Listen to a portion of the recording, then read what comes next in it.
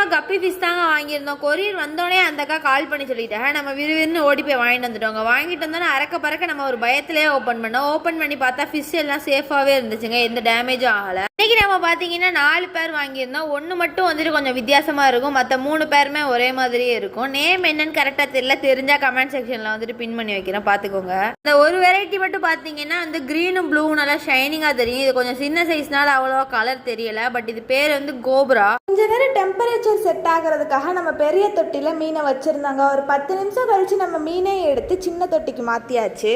பெரிய தொட்டியில் விட்டுட்டா மீன் அங்கிட்டும் இங்கிட்டும் ஓடிடும், எஸ்கேப் ஆயிரும். அதனால மீன் எப்படி இருக்குது நம்மளால் பார்க்க முடியாதுங்கிறக்காக சின்ன தொட்டிலே ரிலீஸ் பண்ணியிருந்தோம். கொஞ்ச நேரம் கழிச்சு எல்லா மீனையும் ஒன்றாவே பெரிய தொட்டியில் விட்டாச்சு.